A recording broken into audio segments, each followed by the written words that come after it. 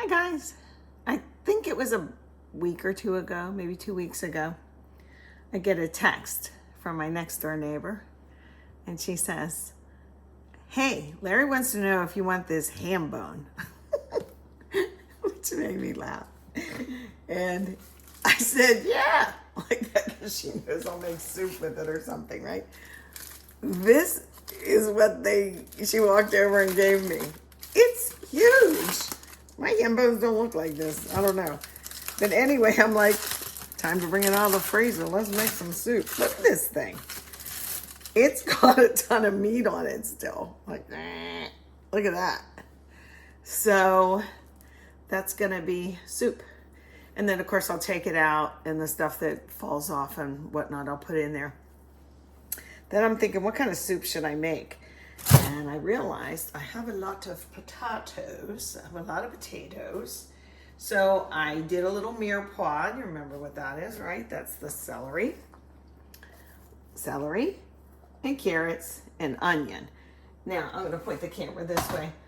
I like to saute my onions a little bit first because I like them to kind of almost disintegrate, but I like the other veg to be not to the tooth, but not mushy.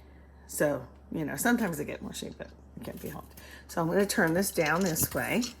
Okay, how about like to there? Is that, you can see? I have a big soup pot. I love this guy. He's nice and tall. And I put the onions in there already, okay? So I'm going to move them over to this burner so we can see. I'm not going to put it on, but I'll show you how translucent they are at this point. I got to do this. Can you see that? So they're about like that. Yes, I just started with some butter. I didn't even need salt to break them down. You just saute them low, okay? So little fuzzy stuff. And then I'm going to turn the heat back on and I'll put in my mirepoix, the other 2/3 of it.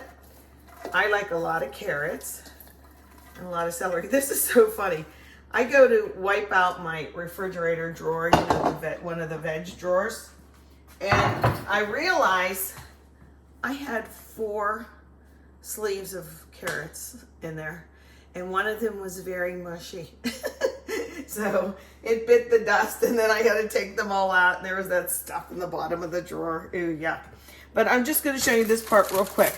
I'm going to get this in here, again on a little bit low, and I'm going to put water in. I don't always have chicken stock in the freezer, and sometimes I use this a little more often because this brand I like this better than bouillon chicken. This is a roasted chicken base. So I might put a little bit of that in there. I have those little cubes too on standby if I'm ever out of this. But I do like it actually. And then I'm going to get my water in and I'm going to put old Mr. Ham Bone in there, right? It's huge. I don't know. I have a feeling there's a lot of meat under here. And I will let that give its flavor.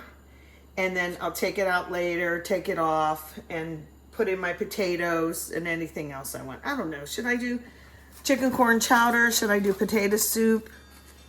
I'll probably just do potato, cheese, and ham soup. So we'll see how it goes.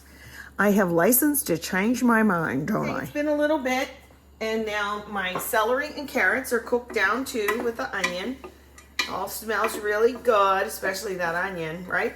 So now it's time to add the water in and the ham bone.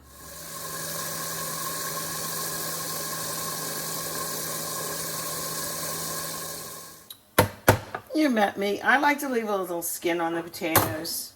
So I just literally chop off this end and that end, and then a little slice off each side. And they look like this. So I washed them up.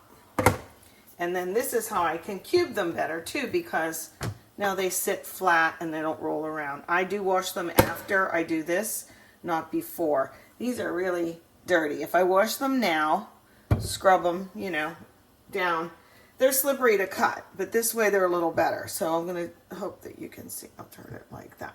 So I'm going to go here and here and then flip it. So it's almost like I'm making homemade French fries.